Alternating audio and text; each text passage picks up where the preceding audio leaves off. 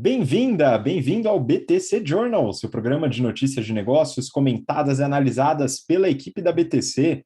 Meu nome é Gustavo Habib, eu sou instrutor de negociação e comunicação, e no episódio de hoje é dia 10 de março de 2022, falaremos sobre modelos de negócios, Caiena e ajuda aos restaurantes para comprar melhor, Green Pass e o mercado de tags de veículos, e também falaremos sobre a Saraiva. Varejo e e-commerce, né? Até acompanhando aqui a Saraiva, a gente vai falar sobre resultados da Dufry, sobre Gran Coffee e seu modelo de negócio também, e a Evino. Por fim, falando sobre tecnologia, comentaremos sobre as assinaturas da Disney Plus, Uber e a briga contra o iFood, Google e sua estratégia de cloud e também a estratégia da Positivo. E para acompanhar a gente nessa empreitada, né, e nesse episódio, eu estou aqui com a Mayara Rocon, nossa instrutora de estratégia e marketing da BTC. Oi, Má, tudo bem? Oi, Habib, olá a todos os ouvintes, um prazer estar com vocês aqui mais uma semana. Muito bom. E para acompanhar a gente também, Yuri Salomone, instrutor de negociação e estratégia do General Business Program. Fala, Yuri. Opa, Habib, olá, Mayara, tudo bem? Olá a todos os nossos ouvintes, mais uma semana aí com bastante notícias. Eu conheci aqui algumas empresas com as pesquisas, estou bem feliz em poder compartilhar isso com vocês mais uma vez. Muito bom. Enfim, queria muito agradecer a participação de todas e todos os alunos das turmas do General Business Program que começaram esse semestre e a gente finalizou as disciplinas de negociação estratégica. Então, pessoal, parabéns pela participação. Acho que vocês já estão bem experientes aí em negociações e agora é só mandar bala, colocar na prática. Muito bom trabalhar isso com as turmas de 96 até 98, enfim, tem alguns números adicionais aí, mas eu nem vou lembrar agora, viu, pessoal? Mas é muita turma e o pessoal está com certeza muito bem preparado. O Yuri também compartilhou essas aulas junto comigo, né? Acho que também gostou bastante de atuar com essa turma. E a gente tem as turmas do Strategy and Finance, do Excel Plus Business Program e também do GFP, nosso curso de mercado financeiro, com inscrições abertas. O GBP daqui a pouquinho vai ter suas inscrições abertas para o segundo semestre. Os demais cursos você acompanha no link aqui na descrição do episódio, tanto no YouTube como no podcast. E aproveito e peço para você que está acompanhando a gente para compartilhar esse conteúdo com pessoas que você acredita que ele vai ajudar, né? E agora, né, inclusive, nessa semana, ontem, a gente está gravando na quinta-feira, ontem, o governo de São Paulo anunciou a flexibilização das máscaras nos ambientes abertos e tal, e a gente já sabe que as pessoas estão voltando ao trabalho presencial. E aí é necessário tirar aquela camisa, né, que está no armário aí, e começar a usar de novo. E para ajudar a fazer essa camisa durar mais, não fazer aquela mancha amarela desagradável debaixo das axilas, e também para não precisar usar uma camiseta que vai acabar deixando tudo muito esquisito quando você coloca uma camiseta por baixo da sua camisa, a Insider Store, nossa parceira, né, ela desenvolveu a Undershirt, que é uma camiseta, né, que fica bem rente ao corpo, então você nem percebe que está usando algo por baixo da camisa e protege de eventuais sujeiras e outras coisas, suor, tal, e fica bastante confortável termicamente. Então, para você que quer tirar suas camisas do armário, vai voltar para o trabalho presencial, vale a pena conhecer esse produto da Insider e você, claro, tem desconto por ouvir aqui o episódio, né, desse grande parceiro da BTC, você consegue 12% de desconto nos produtos utilizando o cupom BTC12. Então, use o cupom e entre no link aqui na descrição se você quiser conhecer mais e adquirir a sua undershirt da Insider. Bom, vamos lá, começar pelas notícias aqui, pessoal. A gente vai falar um pouquinho sobre modelos de negócio. Eu peguei uma notícia que eu queria que a Mayara comentasse. Essa daqui é do Brasil Journal. O título é o seguinte: Caiena levanta 100 milhões de reais para ajudar os restaurantes a comprar melhor. Má, do que se trata a Caiena? Qual que é esse modelo de negócio, hein? Então, a Caiena é uma startup que foi fundada lá em 2019 para ajudar restaurantes e bares a comprarem as matérias-primas deles. Então, eles levantaram agora 100 milhões de reais. E uma coisa interessante aqui é que tiveram muitas empresas e fundos estrangeiros investindo neles aqui mas um deles foi a Coca-Cola FEMSA, que é a distribuidora da Coca-Cola, né, que já tinha até investido neles na rodada de seed, que claro, né, tá de olho ali em como é que você vai ajudar esses restaurantes e bares a comprarem refrigerante, suco, água, cerveja, né, então ela tá ali de olho já nessa pequena empresa que pode crescer e com certeza ajudar muito eles, né. Mas bem, vamos voltar aqui para a Caiena, né, eles vão usar esse dinheiro para, obviamente, crescer, né, então eles são muito pequenos, eles querem escalar o business, principalmente focando em aumentar a estrutura comercial e o time de programação, que eles falaram que querem dobrar esse time. Então, eles têm um modelo ali, asset light, de funcionar. Apesar deles terem sido pioneiros nesse tipo de modelo, eles estão vendo alguns concorrentes entrando, mas eles falam que eles são diferentes desses concorrentes exatamente porque eles trabalham como marketplace. Eles acabam conectando os fornecedores com os restaurantes e bares, né? Mas eles não fazem a logística nem compra e revenda das mercadorias. Eles são só esse intermediário. E aí eles investem bastante, né? Por isso também tem esse time de programação por trás, no algoritmo deles, que pega ali o que o restaurante quer comprar e sugere um mix de fornecedores para ele fazer a compra, considerando não só os preços, mas também a conveniência da compra, para você não comprar cada produto de um fornecedor diferente. O interessante também deles aqui é que os fundadores vieram do mercado financeiro e eles não foram diretamente nessa oportunidade de marketplace, restaurante, insumos de food and beverage, né? Eles pegaram o mercado como um todo, desenharam alguns pilares que eles queriam seguir e analisaram vários segmentos diferentes. Então, eles falaram assim, a gente quer alguma coisa que seja B2B, que tenha receita recorrente, que a gente seja remunerado em cima da receita que gera, que seja possível trabalhar em algumas coisas offline e que tenha um modelo ganha-ganha, não só a gente ganhando, mas também o nosso parceiro aqui, né, no caso o restaurante bar, mas o cliente que eles olhariam. E eles falaram que chegaram a olhar mercado de saúde, cemitério, várias outras coisas, considerando esses pilares, e aí chegaram no food service. Depois que eles chegaram nesse mercado que eles acharam interessante, novamente, eles não foram secamente para o business, eles primeiro fizeram um teste. Um dos fundadores tem uma família que opera um dark kitchen de um restaurante japonês em Salvador. E aí eles colocaram essa dark kitchen para usar o modelo deles. E eles falaram que em menos de 2 meses eles conseguiram baixar 20% do COGS do restaurante. Então pronto, né? O mercado respeitava o que eles queriam, o teste deu certo, aí eles entraram nesse modelo. Então, eles já viram que os restaurantes têm um hábito de comprar ali de 5 a 7 vezes no mês, agora que eles já têm algum tempo da fundação. Eles já transacionaram 100 milhões de receita desde então, né? E estão com um portfólio ali de mais de 30 mil SKUs. Então, gente, bem interessante esse modelo, legal conhecer essa empresa, né? Claro que eles estão pequenos, mas eles já conseguiram provar que eles trazem valor, e esse investimento para trazer escala para o negócio faz todo sentido, porque com escala você consegue aumentar a eficiência e diminuir o custo do algoritmo, e você também consegue trazer um portfólio maior de fornecedores para trazer mais opções de preço, e também um portfólio maior de produtos para o restaurante bar cada vez mais ficar fidelizado ali com o seu algoritmo.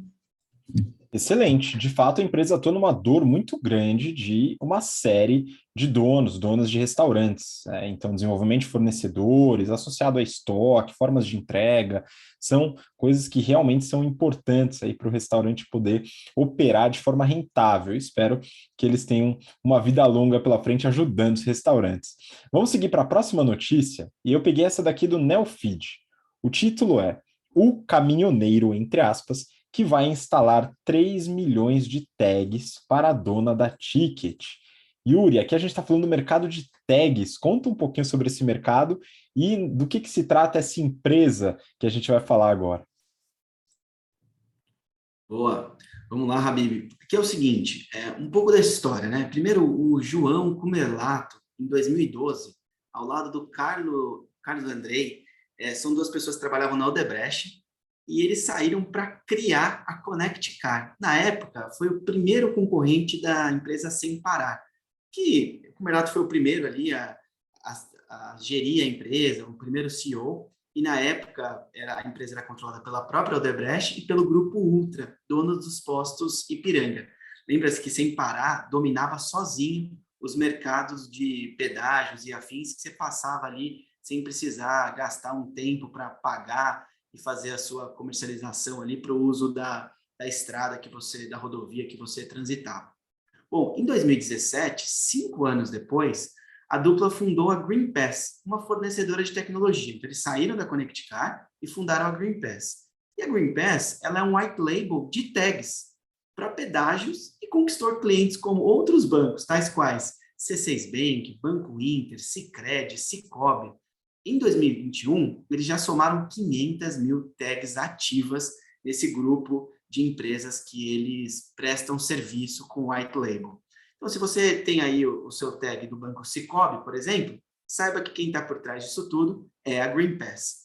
Bom, a notícia ela cita que o caminhoneiro, porque Cormelato viajou na boleia do caminhão do seu pai entre os 14 e os 18 anos, e assim que completou a maioridade, trabalhou por 1 ano como caminhoneiro. Então é aí que está o motivo do caminhoneiro colocar tags nos caminhões aí para a GreenPass. Bom, eles estão dando mais um passo para aumentar a competição nesse mercado e vender 51% da participação na empresa que criaram, para uma empresa chamada Endangered, que é dona da Ticket no Brasil, e um negócio avaliado aí em cerca de 80 milhões de reais no fim de fevereiro. Bom, quem é a Endangered? Ela atua no setor de transporte, mobilidade, é uma empresa global, é uma empresa inovadora, e tem base grande, transportadores autônomos, tem frotas de terceiros, e além disso, atua na parte de combustíveis, com mais de 40 mil postos oficiais. Bom, para crescer, a GreenPass precisa de um parceiro forte, com capital, com dinheiro, com equity. Por quê? A Sem Parar hoje pertence à americana Flector. A ConnectCar tem como sócios simplesmente Itaú e Porto Seguro. A Veloy, que é uma outra concorrente, nasceu de um braço da Aloy, do grupo Elopar, que é controlada pelo Banco do Brasil e pelo Bradesco. Ou seja, só tem gente grande nesse mercado. Quem é a GreenPass na fila do pedágio, né, Habib? Mas agora eles conseguiram um grande parceiro. Bom, esse acordo proporciona a GreenPass fazer parte de um grupo presente em 46 países e tem 900 mil clientes e conta com 2 milhões de parceiros credenciados globalmente. No Brasil, a Endangered, como eu já disse, ela é dona da Ticket, da Ticketlog e da Ripon. Com esse parceiro de peso agora, a GreenPass pretende multiplicar por 6 o número de tags nos próximos 3 anos. Vamos fazer uma conta aqui, engenharia, né? Eles têm 500 mil tags hoje, querem multiplicar por 6 o seu negócio em 3 anos, vão chegar aí a 3 milhões, como diz a notícia. Bom, faz sentido aqui, ninguém errou nas contas na hora de anunciar essa parceria. Bom, esse movimento ele faz muito sentido no contexto em que as empresas de serviços relacionados à mobilidade urbana, por exemplo, estão adotando um modo crescente, uma estratégia de plataforma, então montar um ecossistema. Como já se viu em outros setores da economia, existe uma vantagem em ter um canal com o cliente e aumentar a oferta de serviços. Aqui, você eventualmente diminui o CAC, né, o custo de aquisição de cliente. Eu já tenho o cliente, eu já sei o que ele consome, eu ofereço um serviço a mais que muito provavelmente ele vai precisar. Bom, para diversificar o portfólio, a GreenPass não depende só das tags. Estou aqui falando do modelo de negócio, que a gente está comentando aqui, o módulo modelo de negócio, ela já cadastrou mais de 150 estacionamentos. No ano passado, criou a MobHub, que é um marketplace de serviços de mobilidade, que pode ser plugado por vários clientes e que tem como serviços abastecimento com posto Shell, financiamento de multa e licenciamento, as AP. Você, Habib, que toma um monte de multa aí, já tem alguém para financiar a sua multa e o seu licenciamento, beleza? O serviço de assistência veicular, que a Tempo assiste, o carro por aplicativo de aluguel, a Mai que não gosta de dirigir, que prefere pegar aí o seu aplicativo, pode usar o portfólio da GreenPass agora. Bom, o aluguel de bicicletas também. Bom, eu não ando muito de bicicleta, mas eu vou testar isso aqui para ver se é bom. Bom, e o final, eu achei muito interessante que avançaram no mercado de frete ao lançar uma carteira digital, white label também, com foco nos caminhoneiros. E no final de 21, eles conseguiram incluir agregados de saúde, como Vida Class, e melhoria nos serviços fornecidos aos caminhoneiros. Sei lá, um caminhão quebra na estrada, você tem um serviço ali perto, os prestadores de serviços com descontos bons. E, por fim, esse ecossistema ele vai plugar agora mais de 30 mil empresas e clientes da Ticketlog e mais de 1 milhão de caminhoneiros da Ripon. Isso cria um efeito do one-stop shop. Num lugar só, eu consumo tudo que eu preciso para determinado serviço que eu presto. E permite mais parcerias que monetizam melhor as ofertas. E caberá aí ao Kumerlato, um ex-caminhoneiro, que queria ser engenheiro mecânico e se formou em processamento de dados, ganhar a corrida contra os seus concorrentes e, sem parar, chegar ao destino final com muitos serviços, além do sinal verde nos pedágios. Habib, sem fila, por favor. Muito bom. Eu estou achando que você está caprichando bastante nos trocadilhos, não sei de onde você tirou essa inspiração. De qualquer forma, só em minha defesa, eu estou há muito tempo sem tomar multa, já faz mais de 7 dias que eu não tomo uma, então tá tudo certo, viu, Yuri? Fica tranquilo.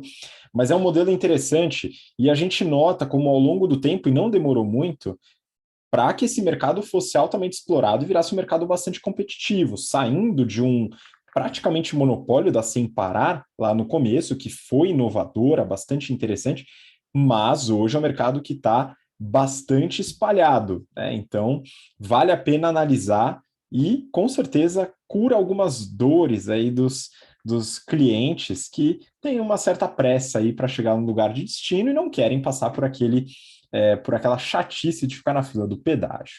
Tá? Muitas oferecem, inclusive, o serviço de graça para o consumidor final. Hoje em dia, vale a pena pesquisar. Pessoal, vamos falar um pouquinho sobre varejo e e-commerce agora? Eu trouxe uma notícia do Valor Econômico. Saraiva consegue aprovar aditivo de plano de recuperação judicial. A gente fala sobre a Saraiva já há um tempo, que o modelo está bastante obsoleto, está com alguns problemas, e claro, a pandemia foi praticamente um golpe final na Saraiva. Ainda não terminou, mas quem sabe está em vias de, né? Como diria o Renato Aracaki, nosso companheiro aqui não está presente hoje, o slide está pronto, não é verdade? Enfim, vou falar um pouquinho da Saraiva. Do que se trata essa notícia? Segundo o Valor Econômico, os credores da Saraiva aprovaram o segundo aditivo do plano de recuperação judicial, impedindo que o processo seguisse sem garantia, vamos dizer assim. O que aconteceu? O Banco do Brasil, ele não estava de acordo com esse aditivo. Teve uma mudança no plano de recuperação judicial, então esse aditivo foi necessário. Eu vou explicar um pouquinho essa mudança. O Banco do Brasil não estava de acordo, então ele foi atrás de vender sua dívida e não ser mais credor da Saraiva, e aí não precisaria mais aprovar o plano. Então ele conseguiu, ele vendeu a dívida de 119 milhões, então o Banco do Brasil era o credor mais relevante da Saraiva, e ele vendeu essa carteira para a Travessia Securitizadora, que agora é a principal credora da Saraiva. Na proposta, parte da dívida é transformada em equity, ou seja, ações da companhia. Pois é, ainda tem gente que acredite na virada. Enfim, no aditivo do plano, a Saraiva diz que vai pagar as dívidas, que hoje somam 636 milhões, através da geração do fluxo de caixa operacional, adequada à nova realidade da empresa, que quer dizer que ela vai ser menor. Nesse sentido, me estranha, de certa forma, algum credor aceitar transformar essa dívida em equity, dado que ela certamente vai reduzir. Mas o que aconteceu aqui foi essa mudança. No plano anterior, os credores sem garantia, principalmente editoras, quando a gente fala de credores sem garantia, a gente está falando muito das editoras, seriam pagas com a venda de ativos, de lojas, etc., de domínio da Saraiva no e-commerce e tal. Isso não ocorreu. Então, teve que mudar e fazer esse segundo aditivo no plano de recuperação judicial com um novo plano de pagamento dos credores. Com esse novo plano, agora as editoras serão pagas com a futura geração de caixa. O negócio está meio complicado. Sobre o caixa, acho que vale falar até dos resultados. Como a Saraiva não divulgou o resultado de 2021, estamos em março, hein, pessoal? Saraiva, vamos lá dar uma acelerada, né? Mas a gente fala um pouco dos resultados de 9 meses de 2021, tá? O resultado de 2021 como um todo ainda não saiu. Nos 9 meses, a Saraiva teve uma receita de 67 milhões de reais, sendo 55 milhões em loja física e 12 milhões em e-commerce. Só para vocês terem uma ideia, a receita teve uma queda de quase 70%. No mesmo período, em 2020, a receita tinha sido de 200 milhões de reais. A margem EBITDA negativa em 69% e a margem líquida negativa em 97%. Agora, o que mais me impressionou foram os seguintes dados.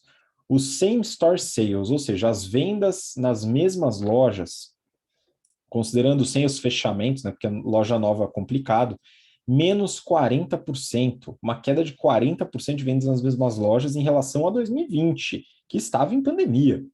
Ainda está, mas estava talvez mais um pouco. Crescimento no e-commerce, na verdade, redução do e-commerce, 83% de redução. Ou seja, o e-commerce teve uma eficiência operacional ainda menor do que as lojas físicas. E, obviamente, caixa líquido das atividades operacionais, menos 30 milhões, queima de caixa ainda. Vamos acompanhar, ver se realmente a Saraiva vai conseguir, de alguma forma, não sei como, talvez nem eles saibam, gerar caixa para pagar os credores nesse novo plano de recuperação judicial. Acompanharemos, não é verdade? Vamos para a próxima notícia? Próxima notícia aqui, a gente vai falar de uma empresa que a gente já comentou há muito tempo, mas eu quero que a Mayara ajude a gente a refrescar aqui sobre essa empresa. Valor econômico. Dufry reduz prejuízo em 85% em 2021 e vê recuperação nas vendas com retomada em aeroportos. E aí, Má, como está a Dufry? Exato, a Dufry, né, que a gente conhece ali pelas lojas de aeroportos, né, mas como deu uma caidinha e a parte de trens tem voltado um pouco mais forte, né, hoje só 84% da receita de 2021 veio de aeroportos, antes que era quase 100%, né, então ela opera também nas estações de trem, que eu comentei, que responde por 10% da receita, e ela também tem loja em cruzeiro, em portos e até hotéis, que são o restante dessa receita, e também, né, deu uma representada ali um pouco maior. E aí, para a gente que conhece mais da parte de aeroporto para não pagar imposto, né, isso é 48% da receita deles, ou seja, um pouquinho mais do que a metade dessa receita, que 52%, vem do que eles chamam Duty Paid, que é a loja normal, que paga todos os impostos ali, né? Mas bem, então vamos falar aqui um pouquinho sobre como que foi o resultado deles de 2021. Eles reportam o resultado em francos suíços, mas assim, como francos suíços não representa nada para a maioria dos ouvintes, eu vou falar tudo em dólares, né? Vou abrir esse parênteses aqui em dólares, mas fica mais fácil da gente entender, né? Então, eles tiveram uma receita ali de quase 5 bilhões de dólares, com um crescimento orgânico de 53%. Essa receita, ela ainda não é nem metade do que eles tiveram em 2019, antes da pandemia. Ela representa só 47% de 2019, ou seja, né, eles ainda têm espaço para recuperar bastante. O portfólio deles é bem variado, mas 31% da receita veio de perfumes e cosméticos, aquilo que a gente gosta de comprar no Duty Free, né? Seguida de 22% que vem de alimentos. Agora, dividindo isso por regiões, a região que mais drivou o crescimento para eles foram as Américas, que respondem por 45% da receita, tiveram um crescimento de 51% e já chegaram ao índice ali de 54% ao que eram em 2019. Quando a gente pega a outra região tão representativa quanto, né, 45% da receita também, que é a Europa, Oriente Médio e África, eles tiveram um crescimento também de 51%, mas só chegaram a 39% que eles eram em 2019. Então, tem espaço até para se tornar maior do que Américas.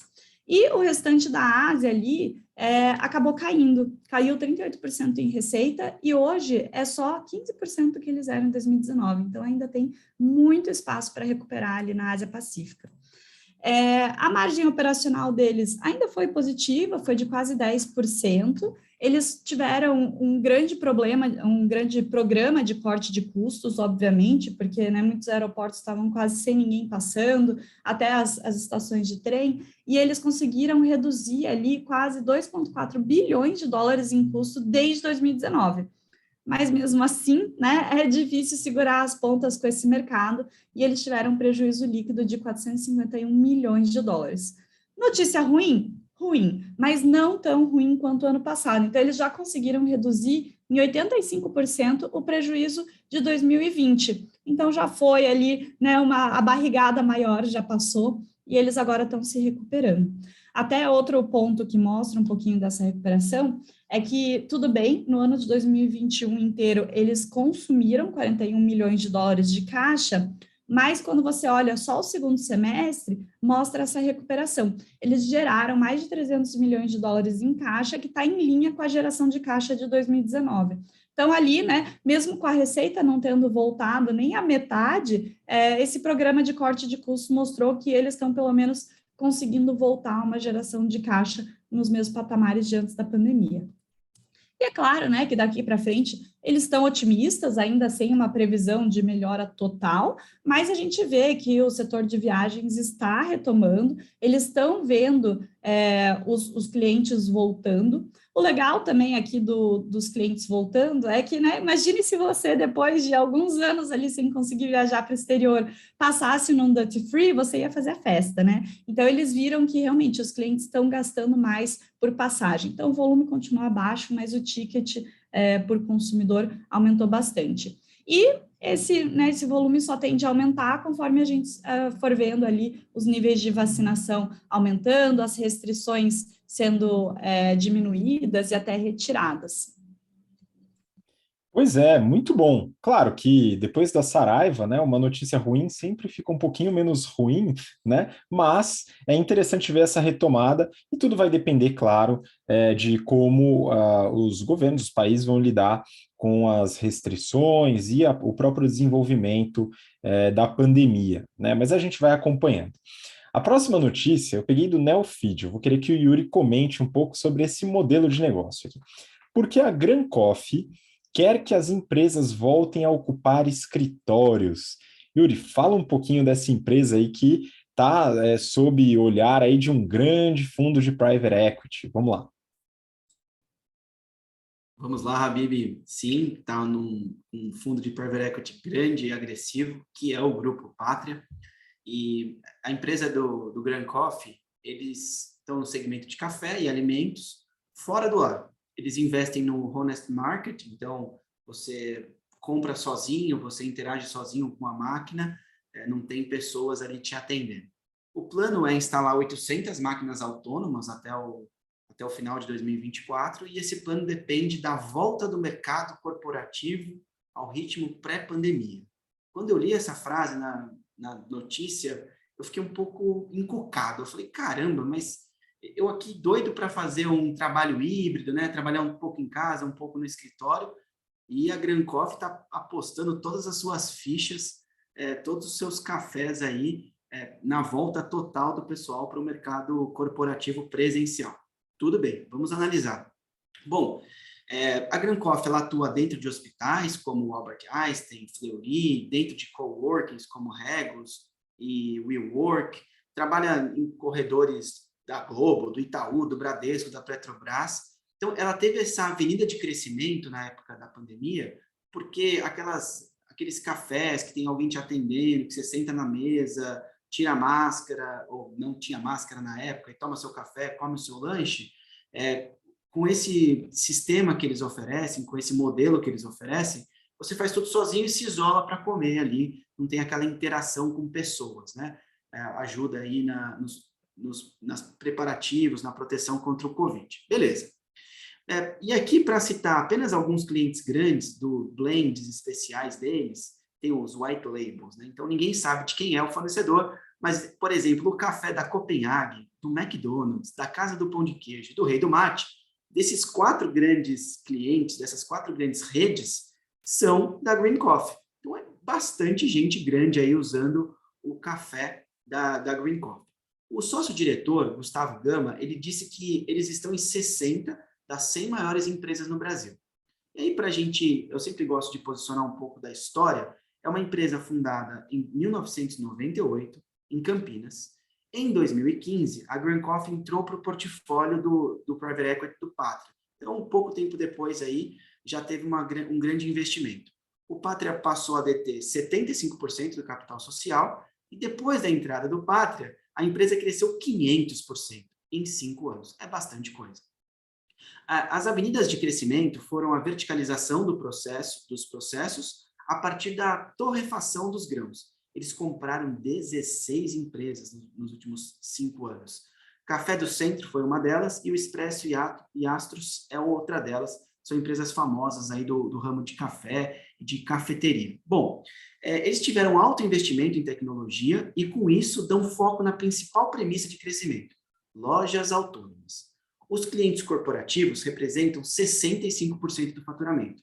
E o diferencial foi a substituição dos modelos mais antigos, que ofereciam ali cerca de 40 itens numa gôndola, versus hoje 250 itens. Então, em 2017, eles tinham 60 lojas instaladas e, mesmo com a pandemia, fechou 2021 com 150. Lembra? Hospital, em pontos que não tem muito contato, eles cresceram mesmo na pandemia. E eles querem chegar a 800 unidades aí até 2024. E contarão com um investimento de 30 milhões de reais.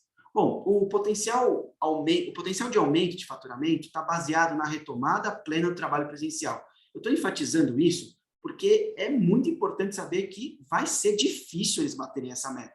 Eu sempre torço pelas empresas, vocês veem sempre eu falando bem, torcendo para que dê certo, mas tem algumas premissas que os executivos colocam nos seus negócios que, assim, é sabido na largada que vai ser difícil de cumprir. Então, uma promessa, você quando for investir em algo, preste atenção no que está sendo dito e tenha o senso crítico para avaliar cada negócio.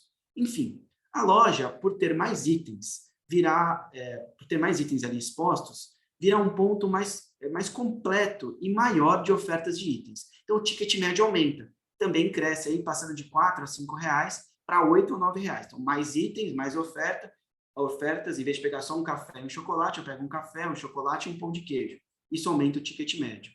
Bom, tem um ponto de atenção aqui que é a segurança, que é uma barreira para um possível acordo de novos clientes. Mas os executivos da empresa afirmam que não passa de 5% o desvio. A pessoa que pega o chocolate não consegue pagar, ou que pega e não paga. Então, esse 5% está no modelo de negócio. Quando eles vão para novos clientes e passa de 5% o problema, geralmente, quem tem de pagar sobre esta perda é o cliente. Eles só tiveram um caso de loja que fechou por mau uso, tá?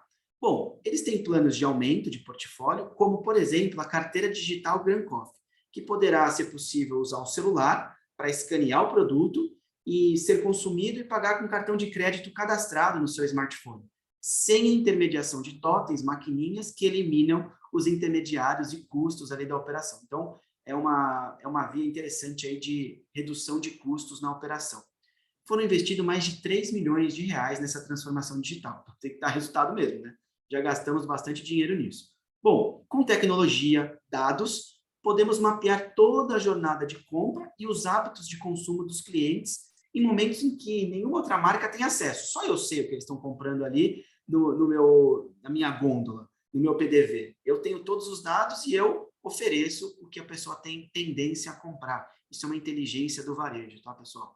Bom, 100 mil downloads do app já foram feitos, mas apenas 20% estão ativos em compras recorrentes. Então, muito provavelmente a pessoa usa ali porque é necessário fazer a transação no celular, mas depois ela não tem uma nova venda. Se eu vou ao hospital, por exemplo, fazer um exame de sangue, eu uso o celular, compro na Grand Coffee, mas depois não uso mais. Então, pode acontecer isso. Eu não sei exatamente, os números não estão abertos, mas eu imagino que seja esse uma das oportunidades da empresa. Bom, foram anexados ao portfólio, no período da pandemia, vários hospitais e vários hotéis, dentre eles Hotel Ibis, Prevent Senior, Hospital Oswaldo Cruz, grandes aqui em São Paulo e no Brasil.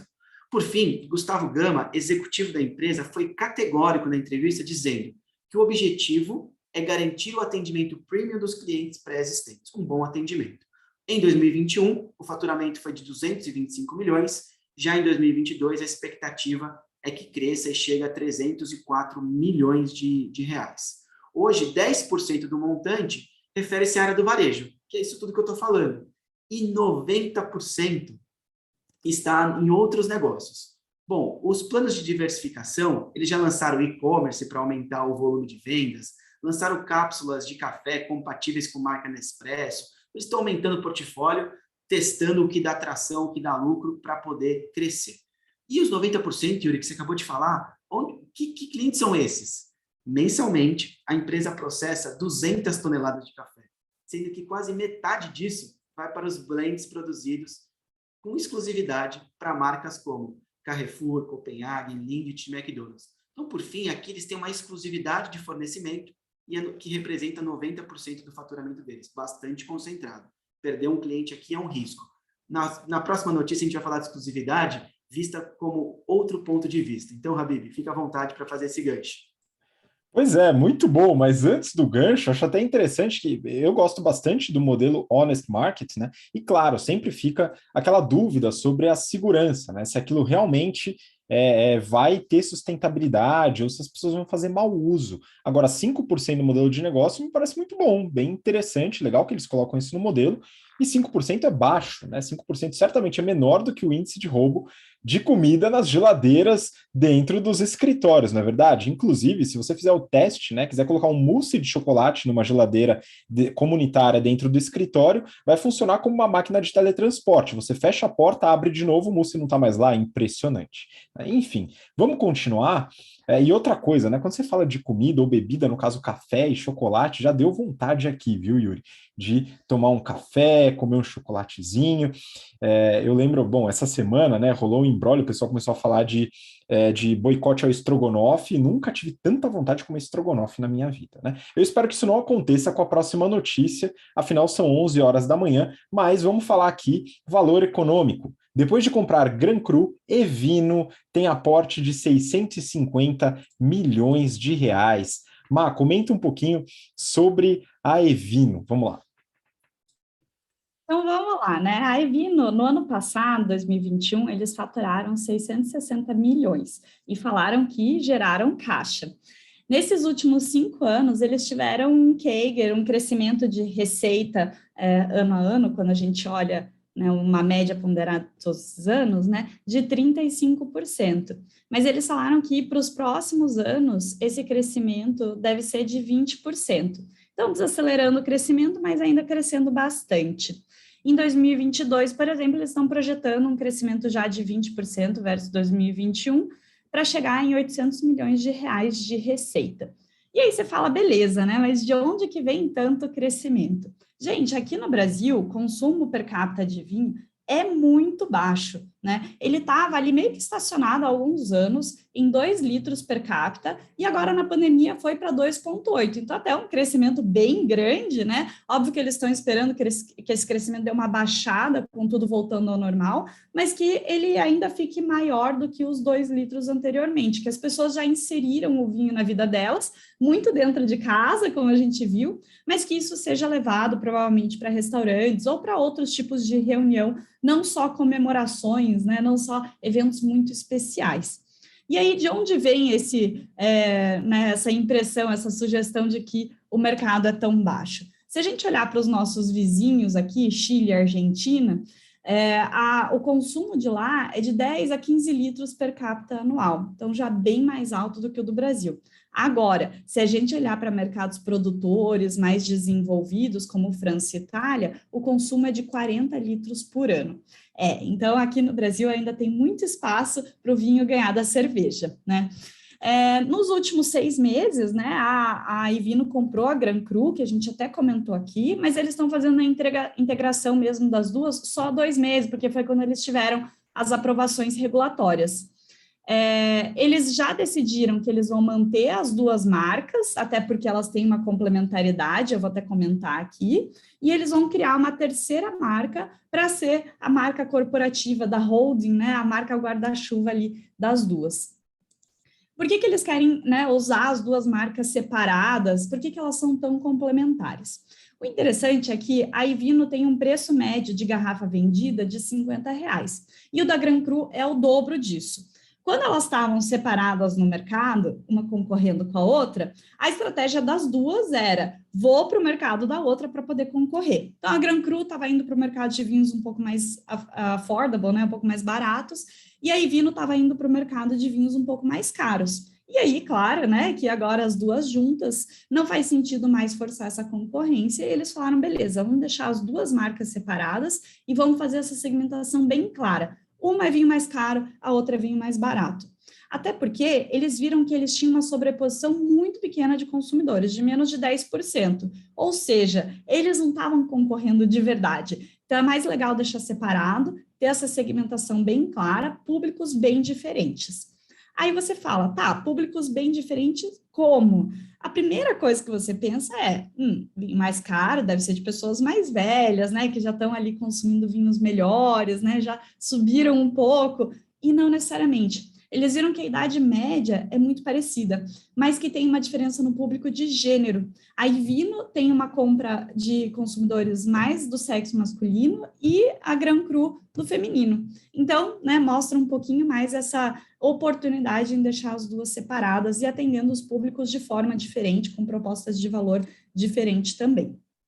Mas, bem, o que a notícia fala aqui, né, o principal da notícia é falando do aporte que eles receberam agora. Então, eles levantaram 650 milhões de reais. Esse aporte foi liderado pelo 20 Partners e teve participação da JCR, que é uma empresa familiar, e pela XP Private, que é o private banking da XP. Esses fundos, eles vão entrar, vão fazer uma gestão compartilhada, até porque eles vão ter assento no conselho.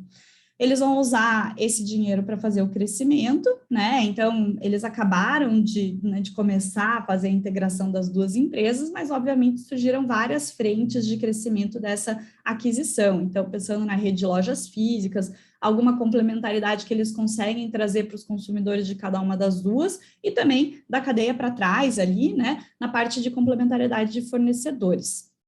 Eles falaram que a intenção é fazer esse crescimento de forma orgânica, mas que podem acontecer aquisições aí. Até porque se eles acharem empresas que possam complementar a parte de distribuição, os canais, portfólio e até tecnologia, eles não têm problema nenhum em trazer para dentro.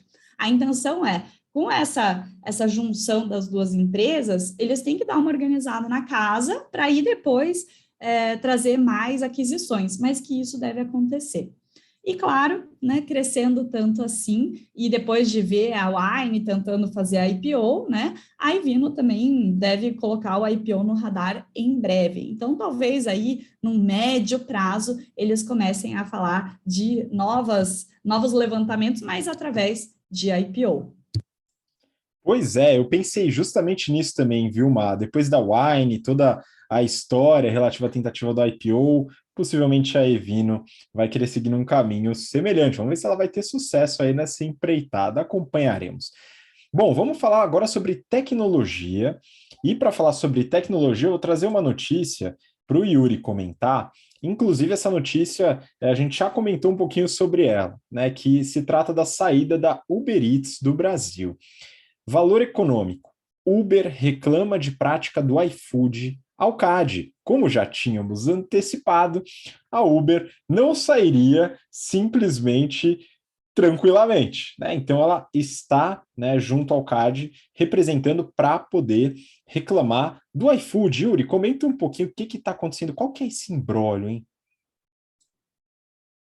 Habib, eu tive que ler umas 4 notícias diferentes para entender o que exatamente estava por trás de tudo isso. Eu vou comentar aqui. Bom, a multinacional, a Uber, encerrou no dia 7 de março, segunda-feira última agora, o serviço de delivery de comida pelo aplicativo do Uber Eats.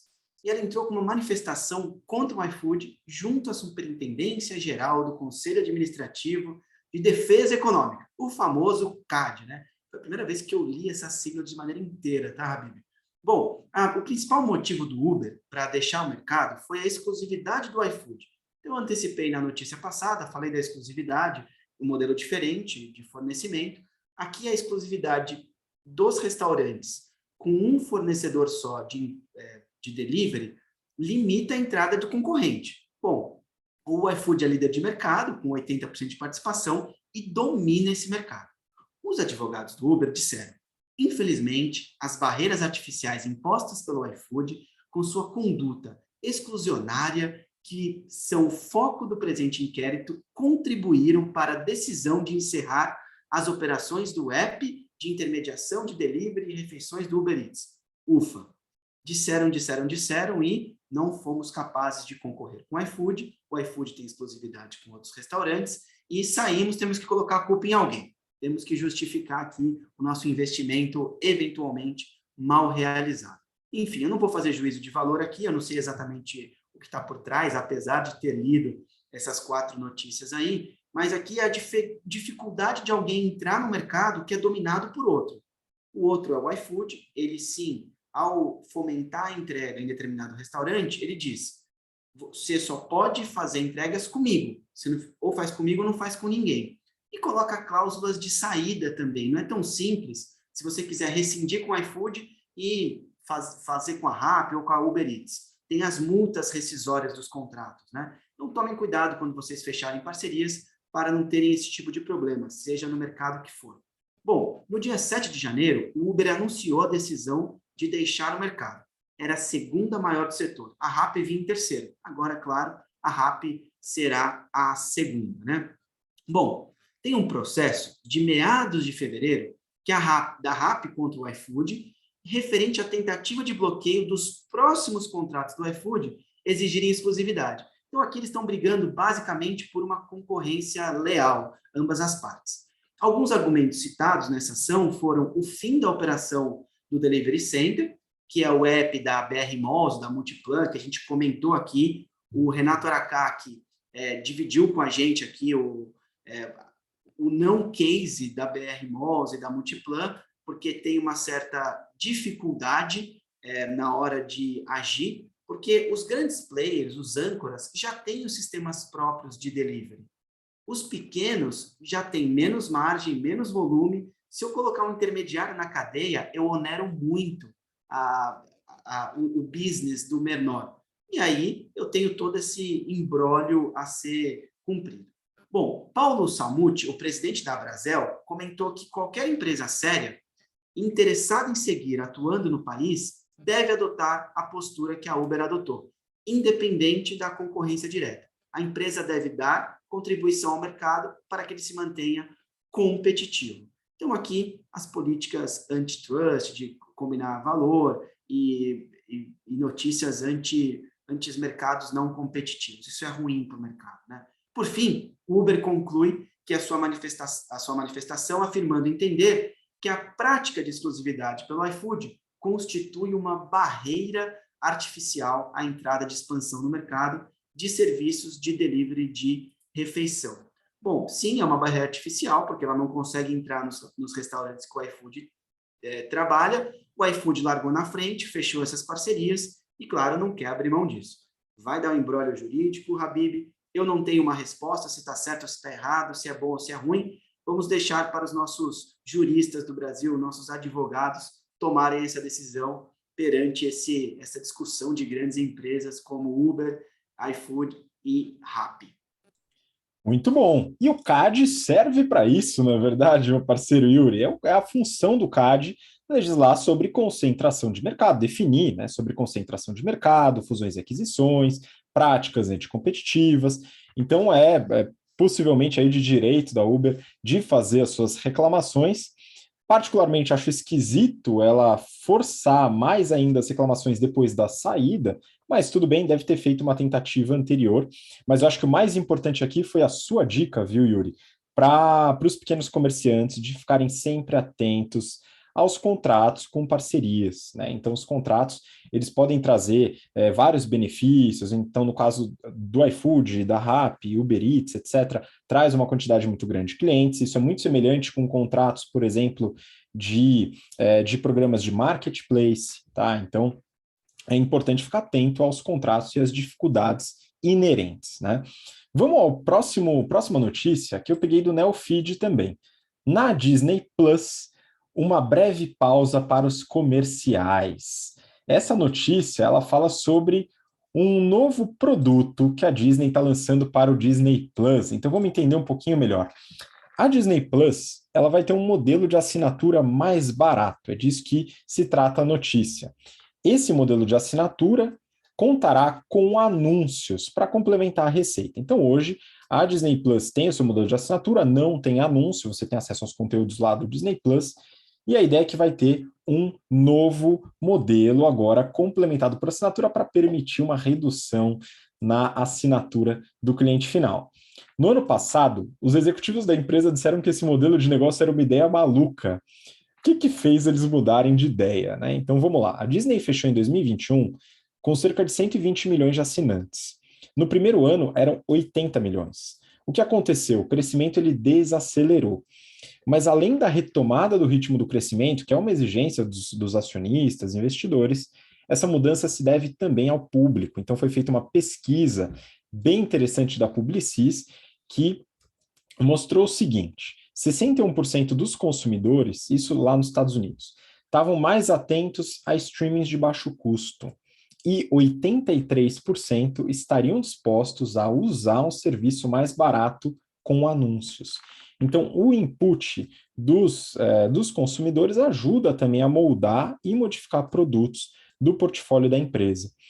Além disso, o mercado de streaming está muito competitivo e a Disney ela tem a seu favor a estrutura da companhia, a experiência com a criação de conteúdos, mas tem também a disposição do consumidor para pagar. Isso ainda importa e muito, tá? Então ela está pensando nisso que a gente chama de willingness to pay do consumidor final, né? E aí falando um pouquinho dos resultados da Disney, até porque a gente não fala sobre a Disney há um tempinho, acho que vale a pena retomar.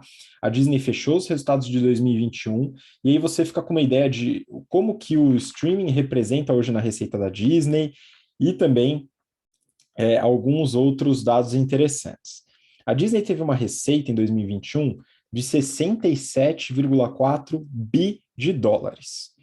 Dentro disso, a gente tem o seguinte: a parte de Media and Entertainment, eles colocam aqui uma divisão de negócios, é responsável por 75% dessa receita, 50,8 bi. E a parte de Parks, Experiences and Products, os parques e tudo que está dentro dele, 24,6% ou 16,5 bi de dólares. Quando a gente vai para essa primeira divisão de mídia e entretenimento, 28 bi está dentro de filmes, TVs e propagandas. Eles chamam de Linear Network. 16,3 bilhões é a unidade chamada Direct to Consumer, ou seja, direto para o consumidor, que inclui aí as assinaturas e os anúncios nos serviços. E aí a Disney no resultado também mostra a discriminação de cada serviço. O Disney Plus, que inclui o Star Plus, que aqui no Brasil é vendido separado, mas lá é considerado uma só, 118 milhões de assinantes, eles colocam aqui, 4 dólares mensais de ticket médio, que dá uma receita de mais ou menos 5 bi, isso com Disney Plus. ESPN Plus, 17 milhões de assinantes, 4,6 dólares de ticket médio, receita de 940 milhões. E a Hulu, 44 milhões de assinantes, é um número bem representativo, um ticket médio acima, que é 18 dólares, e uma receita próxima de 9 bi. Então, dentro das assinaturas, a Hulu é a responsável pela maior receita ainda. Ainda tem um resto aí de 7 bilhões nessa divisão que está relativo à venda de conteúdos e licenciamento. Quando a gente vai para os parques, os 16,5 bi, 3,8 é de entrada, o ticket de entrada dos parques, 3,3 em experiências, comidas e bebidas nos parques, 5,2 em licenciamento e venda de produtos em lojas, e ainda tem o resto de outras receitas. Então, hoje, mídia e entretenimento é disparado a maior representatividade de venda da Disney, parques ainda tem uma representatividade bem interessante, e os serviços de streaming já começaram a representar bastante aí dentro dessa receita. O lucro operacional da Disney nesse período de um ano foi de 7,7 bi, o que dá uma margem de 12%, e o lucro líquido foi de 2,5 bi, que dá uma margem de 3,7%. Ponto importante é que a Disney deu prejuízo no ano retrasado, em 2020, um prejuízo também de 2,5 bi. Então, o que aconteceu? A Disney retomou a lucratividade, que foi muito importante. Claro que o arrefecimento das medidas de controle da pandemia ajudaram, e os conteúdos em streaming, né, os produtos em streaming, começaram a rentabilizar um pouco mais, né, ainda queimando um pouco de caixa, mas já começaram a melhorar a performance operacional e a Disney voltou para a lucratividade como ela sempre foi, né, ou quase sempre foi lucrativa. Bom, vamos para a próxima notícia. Próxima notícia, a gente vai falar também de tecnologia, mas agora eu vou voltar para o Brasil um pouquinho. Então, vamos mudar um pouco a ordem também. A gente vai falar de uma notícia do Neofeed. Aqui o título é: De olho em mercado de 4 bilhões de reais, Positivo agora conserta PCs até de rivais. Mas e aí, como é que está Positivo nesse modelo de negócio, hein? Então, já faz muitos anos que a Positivo tem trazido novos negócios para também não ficar só ali em computadores. Então, eles já entraram em celulares, em maquininha de pagamento, smart home. Esse ano, eles vão fornecer as urnas eletrônicas para eleição e também locação de equipamentos. E, né, eles estão, né, se aproveitando bastante da situação da pandemia, que as pessoas estão precisando de mais equipamentos, até para ficar em casa, ou então as empresas que estão que mandaram os funcionários para fazer home office, né? Eles ainda não divulgaram os resultados de 2021, que vai ser daqui 2 semanas, mas se a gente pegar ali os primeiros 9 meses de 2021, eles já estavam acumulando uma receita de mais de 2 bilhões de reais, que mostrava um crescimento de 75% versus os primeiros 9 meses de 2020, e um lucro líquido de 160 milhões de reais.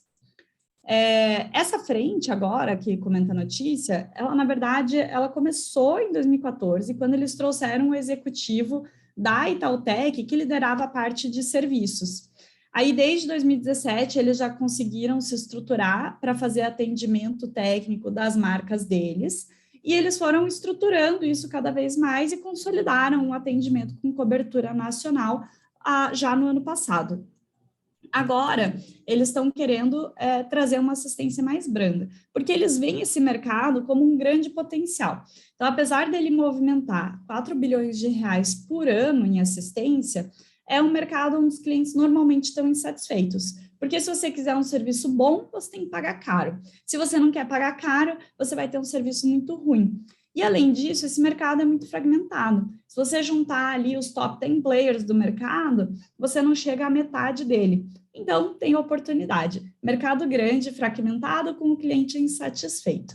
Então, eles lançaram agora a Positivo Tech Service, que é um serviço de suporte, assistência técnica para empresas. Ele vai cobrir o Brasil todo e vai atender computador, notebook, tablet, servidores, telefones celulares e também maquininha de pagamento. Esse serviço vai ser 24 horas e vai garantir suporte, treinamento, gestão dos equipamentos, né, dos ativos, segurança e também manutenção. Não só corretiva, mas também manutenção preventiva. E aí o legal é que eles falaram, poxa, por que a gente vai fazer tudo isso para fazer só assistência dos nossos serviços? Então, agora eles estão trazendo essa assistência para equipamentos de outras marcas também. Eles estão para isso, formando equipe, trazendo profissionais que vão ficar a campo, vão usar 4 centros de reparo de grande porte que eles já têm, vão ter técnicos nos 25 centros logísticos da Positivo, espalhados pelo Brasil, e vão trazer também algumas estruturas exclusivas para esse serviço. Eles fizeram o lançamento oficial agora, mas eles já têm grandes contratos firmados com Caixa, Banco do Brasil, Correios, Petrobras, Cielo e Uzi Minas, entre outras empresas. Então, né, um ótimo lançamento, tem sinergia com o portfólio deles, afinal, eles já mantinham uma rede de assistência técnica, né? Agora eles conseguem atender totalmente o que a empresa quer, né, vendo equipamentos de outras marcas, então você tira um pouco esse problema das costas da empresa, você já oferece a solução. Então faz todo sentido esse movimento da Positivo. Pois é, eu concordo com você, Mar. É mais um negócio que agora tem bastante sinergia com o portfólio. A Positivo passou por um histórico de diversificação muito grande do seu portfólio, então entrou em educação, a gente tinha uma série de outros modelos, a Positivo fez algumas vendas e hoje está bem focada no portfólio que é seu core business. Eu acho que é bem interessante, é um modelo legal que eu acho que vai dar bastante certo para a Positivo. A gente vai acompanhar aqui esse modelo de negócio também. Vamos seguir para a última notícia do episódio de hoje, pessoal. Neofeed, com um acordo de 5,4 bi de dólares, Google renova a disputa com AWS e Microsoft na nuvem. Pois é, pessoal, a Google agora está querendo fortalecer a sua divisão de cloud. Vamos entender um pouquinho o que está acontecendo, né? Nessa estratégia de fazer crescer esse segmento que faz a alegria da Amazon e da Microsoft, a Google fez uma proposta que deve se tornar a segunda maior aquisição da sua história. Lembrando que a maior aquisição da história da Google foi da Motorola. Tá? Essa aquisição envolve a Mandiant. A Mandiant é uma empresa focada em segurança cibernética, com capital aberto nos Estados Unidos e um valuation aproximado de 5,4 bi, que é o valor que o Google diz estar disposto a pagar. O crescimento em cloud, ele é estratégico para o Google, porque a empresa, hoje ela concentra boa parte da sua receita em anúncios. Diversificar a receita, diversificar os produtos, o portfólio, é uma forma de reduzir risco, né? E é interessante para a Google também crescer em outros setores. Isso é bom, mesmo que hoje a Google seja praticamente um monopólio quando a gente fala de buscas na internet. Então, isso, claro, que fortalece, porém, ainda assim ocorre o risco de entrar novos competidores ou substitutos.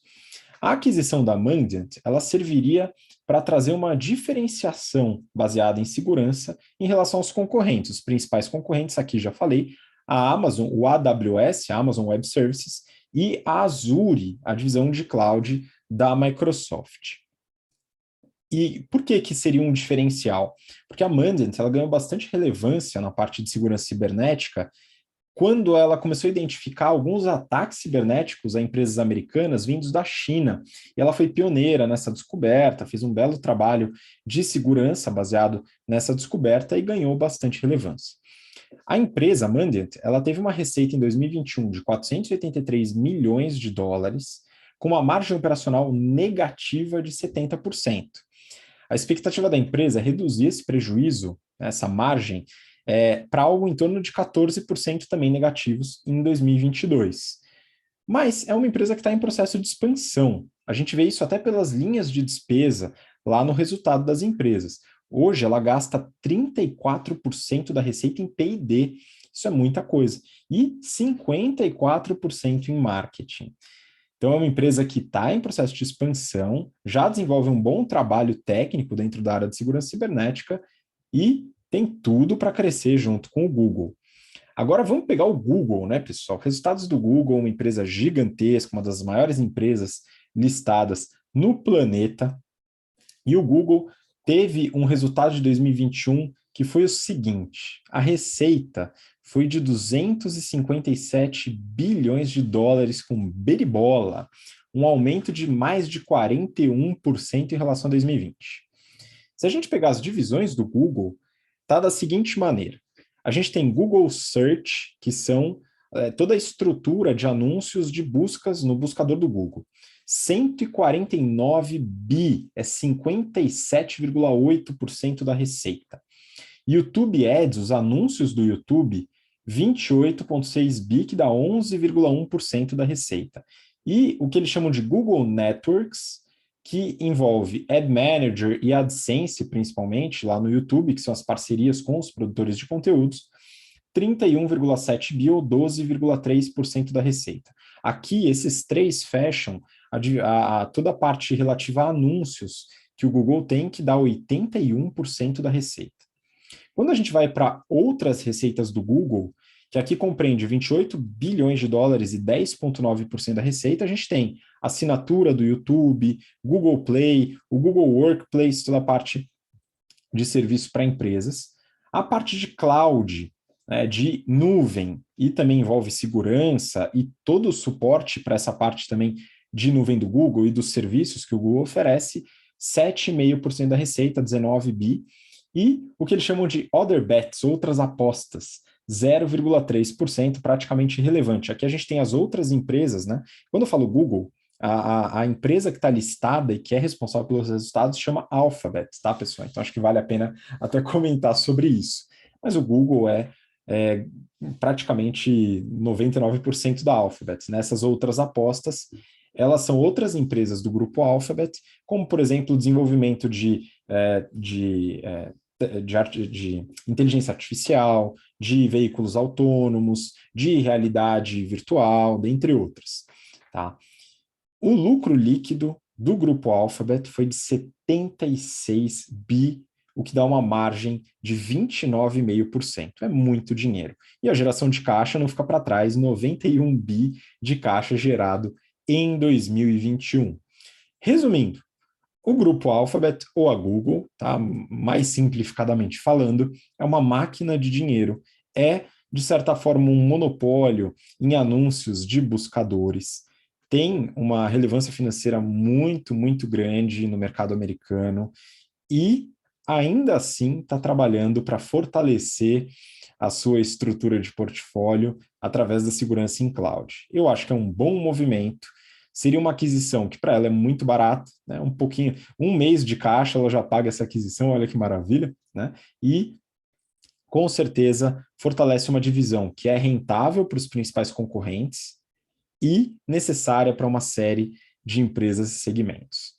E com isso, a gente finaliza o BTC Journal de hoje. Então, queria muito agradecer a participação da Mayara. Má, muito obrigado de novo. Obrigada, Habib, obrigada, pessoal, aí, obrigado, Yuri, também, né, gente, foi um prazer. Mandar aqui um abraço para a turma do SFP, que começaram agora as aulas de marketing, eu que ministro essas aulas. Ótima turma aí, um abraço. Muito obrigado, Maí. O Yuri, ele já foi, viu, pessoal? Ele saiu um pouquinho mais cedo, mas ele deixou um grande abraço para vocês. E eu agradeço também a participação de todos vocês aqui por escutarem, acompanhar a gente até o final. E a gente se vê, então, na próxima semana. Um grande abraço, até lá. Tchau, tchau.